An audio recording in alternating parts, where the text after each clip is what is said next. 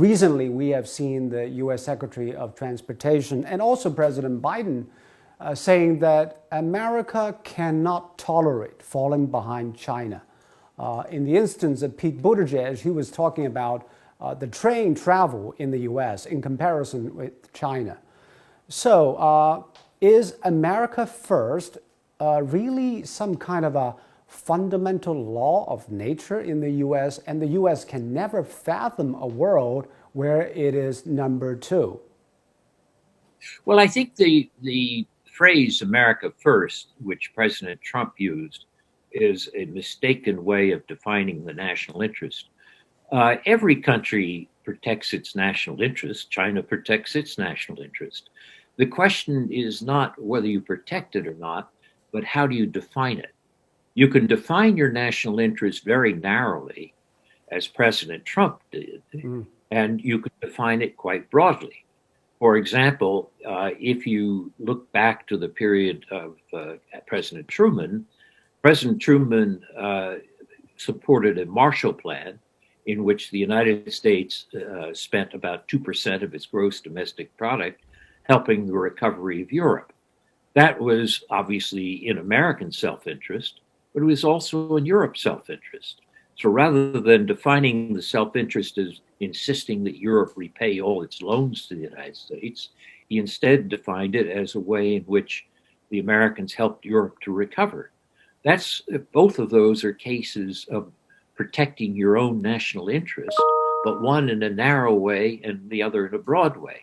And I think that that's the key question that we have to get Americans to understand, as well as to get Chinese to understand, that if we define our national interest broadly, not narrowly, then there's an area for cooperation between the countries. I think that somebody like Biden understands this. Many people are asking, can Americans live with the fact that China might overtake the U.S. in some technological fields? But of course, China is still far behind the U.S. in many technologies. But will it be possible if someday China overtakes the U.S. in certain technologies, Americans can accept that? Oh, I think absolutely. It's already the case. I mean, when I visit China and I take the Chinese fast-speed rail, I wish the Americans had something as good as that. There's a case where Chinese already are technologically ahead of the U.S. So yes, there are bound to be areas in which China will be ahead of the U.S., just as there are others where the U.S. will be ahead of China. The tension will arise when it relates to technologies which are very closely tied to security, and particularly military security. And that's where fear enters the equation.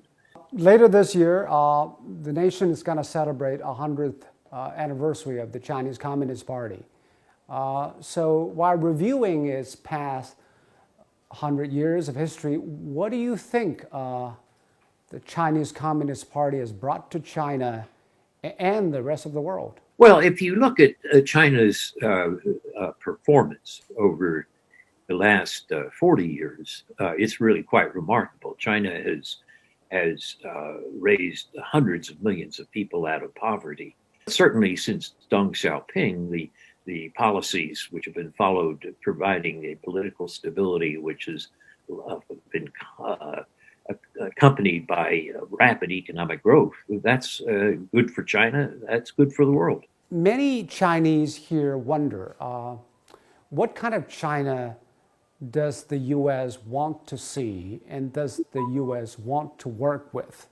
What kind of compromises does the U.S. expect from China, ideally and practically?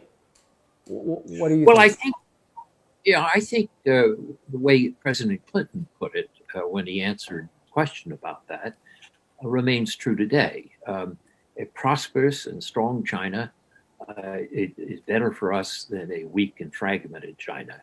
And in that sense, that remains the same. In addition, I think the phrase used by Deputy Secretary of State Bob Zoellick in the Bush administration seeing China become a responsible stakeholder to help to produce global public goods. I think that remains a major objective. But I think in addition to that, we're going to have to see a period of compromise and understanding of each other's aspirations. We're not always going to agree. We're going to be rivals. We're going to be competitors, but we have to be cooperative rivals. And the greatest failure would be what I call the 1914 syndrome, the sleepwalker syndrome, in which by taking risks and miscalculating, we destroy the whole system, which means that we're both far worse off. So I think those are the objectives we have.